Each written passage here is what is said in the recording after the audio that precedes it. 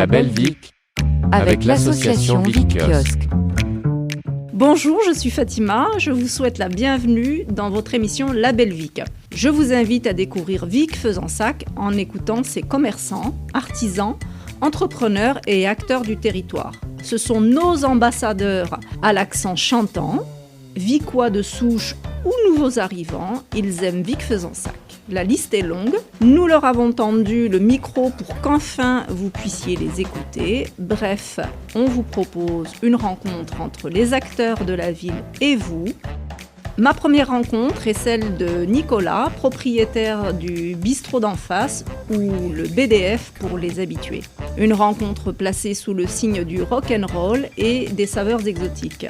En fait, Nicolas, c'est un peu le chef d'orchestre qui, avec son équipe et en fonction des saisons, va composer des menus pour votre plus grand plaisir. Aujourd'hui, Nicolas, du BDF, tu nous reçois autour d'un café. Oui, bonjour à tous. Bonjour. On est là, Nicolas, pour parler de toi, d'où tu viens, de ton établissement, pour le connaître un petit peu plus. Oui, et tout à fait. nous, on se connaît. Parce que des fois, tu passes chez moi à la boutique. Voilà, là, j'ai quelques-uns avec une petite chemise ou un petit t-shirt d'urgence. Voilà. Et t'impressionnes toujours les petites mamies. Et oui, c'est ça, je sais pas, les mamies elles m'aiment bien. Voilà, Ah, oui, mais... Je suis sûrement mon côté, parce que j'ai fait les marchés quand j'étais plus jeune, alors je crois que c'est à cause de ça. Oui, et puis surtout, tu leur montres ton torse. Voilà, c'est ça. Oh non, quand même. Non. Aussi. C'est pas mal, je sais pas. Du coup, elles ont des étoiles dans les yeux. Voilà, ben c'est chouette, tant mieux, c'est bien. Chouette, hein. Ouais, j'aime les gens, donc... Donc, tu tiens le BDF depuis combien de temps ça aujourd'hui ? fait 18 ans que j'ai le bistrot d'en face. D'accord, tu venais d'où avant ? Et donc, j'ai vécu 30 ans à Gimont, mais je suis originaire d'ici quand même. Je suis né à Condon, ma mère est de Valence-sur-Baïse et mon père de Mouchamp. Ah oui, donc t'es Donc voilà, un gars du cru. Voilà, je suis parti à 4 ans parce que mes parents ils avaient un poste pour leur travail à Gimont, mais 30 ans après, je suis revenu où je suis né en fait. Aux sources. Voilà, c'est ça. D'accord. Donc j'ai travaillé, il y a longtemps que je travaille. J'étais jeune, j'étais apprenti sur les marchés. Je suis vendeur de chaussures moi au départ. D'accord. Donc voilà, et après j'ai continué. Après j'ai fait du pain dans un supermarché. Et après j'ai travaillé 18 ans dans un bar à Gimont. Oui. Et après en 2003, donc, je me suis lancé et j'ai acheté le bistrot d'en face à Vic Fezensac. Voilà, et ça fait 18 ans que j'y suis. D'accord, c'est là où c'est à Gimont que tu as découvert ta vocation. Voilà, c'est ça. Une révélation. C'est ça. J'ai toujours été dans le commerce. Donc. Depuis 18 ans au BDF. Ouais, voilà. D'accord. Et au BDF, qu'est-ce que tu sers au BDF ? Qu'est-ce que tu proposes ? Ben, qu'on te connaisse un peu plus. Eh bien, moi, j'ai un menu, surtout c'est un bar-restaurant, donc restauration tous les midis, du lundi au samedi, menu à 16 € avec un quart de vin compris. Voilà, un peu cuisine du monde, cuisine traditionnelle. Et voilà, la particularité, c'est que tu as le cuistot, c'est une... C'est une fille. C'est une fille. J'ai deux filles. Deux filles. J'ai deux filles voilà. en cuisine. Ouais. Tu as deux filles en la cuisine. La chef, c'est une fille, Marie, qui s'appelle. Et la seconde de cuisine, c'est une fille, c'est Carole. D'accord. Voilà, tous les deux passionnés de cuisine. Et ça fait déjà 10 ans qu'elles sont là, donc c'est pas rien, quoi. D'accord. Voilà. Très bien. Donc, tu as une équipe donc, avec les deux... en cuisine, et un serveur, Pascal Dumas, Papo, qu'on appelle. Voilà. Qui est là, qui est un enfant de Vic, aussi, disons, qui est connu dans tout Vic et qui est très bien, que ça se passe bien, on est amis. D'accord, très bien. Donc c'est un peu, ça tourne comme une affaire familiale. Ouais, on peut dire ça. Ouais, il y a longtemps qu'on se connaît tous, même d'avant. Et j'ai vu aussi que tu avais une petite spécialité, ce sont les rhums arrangés. Oui, mais le truc c'est que ça, en fait, je connais, mais c'est ma cuisinière qui les fait, parce qu'elle a vécu 4 ans et demi en Martinique. Ouais. Donc elle a travaillé dans un resto là-bas, elle a connu tous ces rhums arrangés, elle les fait très très très bien. Oui. Voilà, et puis c'est aussi un petit clin d'œil au côté salsa, cubain. Oui, tout ça, voilà. tout ça, voilà. D'accord. Ça les fait très bien et ils sont très bons, ouais. Très bien. Ouais. Là, plutôt du rhum au gingembre, aux épices. Elle fait du gin violette, du vodka tagada, des rhums piments. Voilà. D'accord. Et toi, tu es ouvert toute l'année ? Je suis ouvert toute l'année, du lundi au samedi, fermé le dimanche. Oui. Maintenant, à part l'été, on ouvre un peu le dimanche, le matin pour les cafés. Ouais. Mais c'est une étudiante qui me le fait, là, qui est là l'été et après qui arrête l'hiver. D'accord. Et là, sur la période d'hiver, c'est plus calme pour toi ou au contraire, c'est beaucoup plus calme. Ouais. Beaucoup plus calme. Ouais, beaucoup plus calme. Ouais. Cette semaine, c'est même très calme. Oui, ça c'est avant Noël. Mais après, on a passé un super été. On a fait, comme tous les restaurants de Prince de France, qui ont fait une restauration que j'étais complet du lundi au samedi tous les jours. Donc, voilà. Et donc ça c'est post-confinement, on va dire. Ouais, c'est ça, oui, C'est oui, ça. oui, je connais tous mes collègues, ils ont tout le monde a super bien travaillé en restauration. Oui, mais tu étais dans les starting blocks finalement, avant d'ouvrir. Ouais, il me tardait. Ouais, il te tardait un peu. Puis là, je fais ça depuis 27 ans, vous imaginez, arrêter donc, un an. Ça te manquait. Ouais, puis surtout moi qui suis hyperactif, c'est compliqué pour les hyperactifs de rester à la maison. Sans rien faire. Ouais. Bon, j'ai ouvert quelques matins pour faire des cafés importés, mais bon, ça suffit pas, ouais. Tu avais besoin de renouer avec les gens, de voir du monde. Oui, parce que c'est quand même des métiers où c'est qu'on est avec des gens. Donc, moi, je fais ce métier parce que j'aime les gens. Donc, donc quand tu n'es plus avec eux, c'est compliqué, quoi. Ouais. Même pour son épanouissement personnel, de ne plus voir des gens, de ne plus être actif, c'était compliqué pour moi. D'accord, donc réouverture avec beaucoup de joie. Plein de joie et de bonne humeur. Voilà. Et on apprécie de revoir les autres, on apprécie de servir les gens. Oui, surtout quand tu fais ce métier. Et si tu n'aimes pas les gens, celui-là, tu ne peux pas le faire. Hein. Ouais, bien sûr.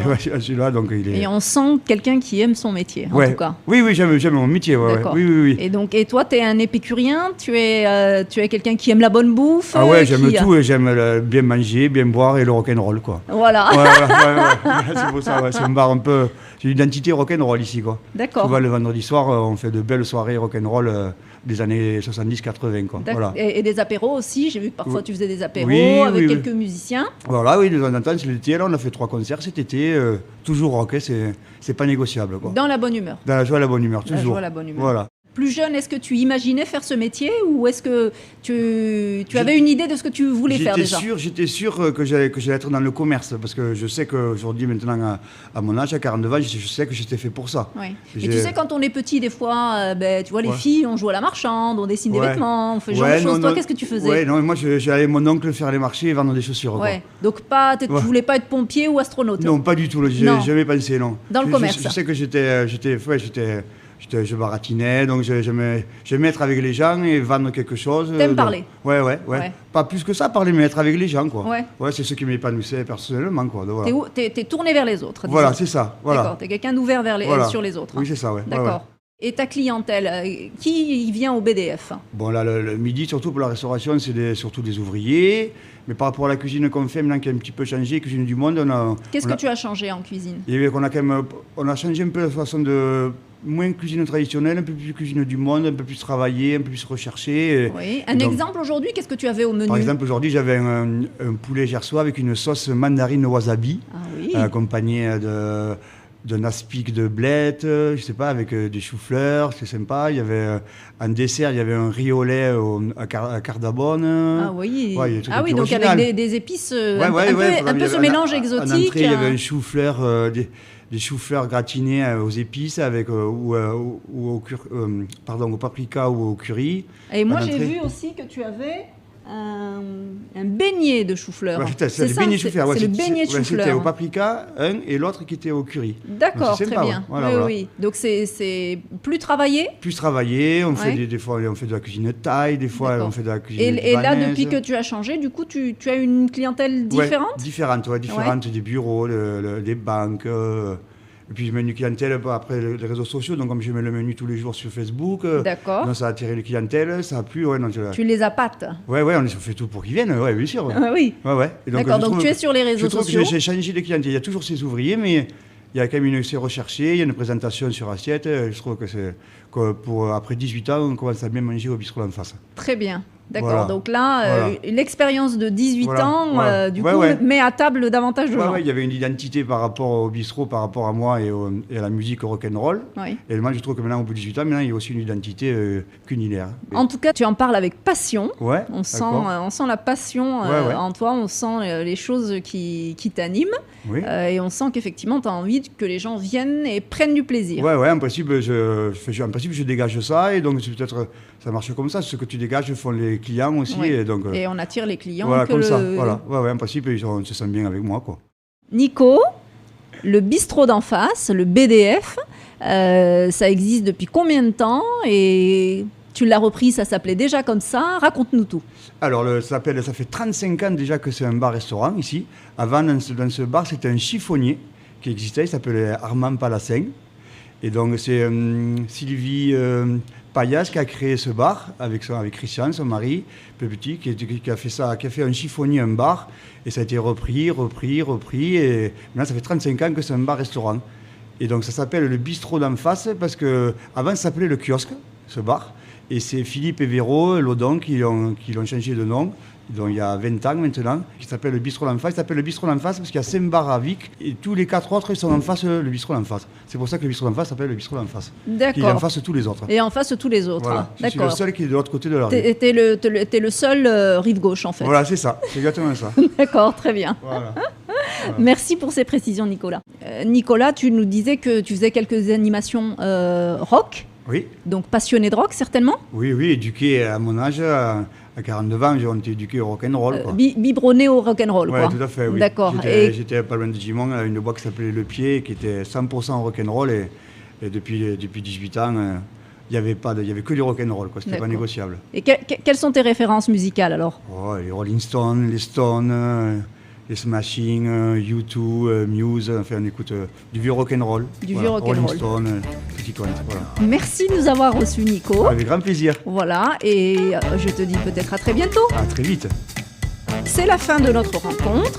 Retrouvez la Belle Vic sur Gascogne FM 107.3, en streaming ou en replay sur le site gascognefm.net et sur les réseaux sociaux. C'était La Belle Vic avec l'association Vic Kiosque.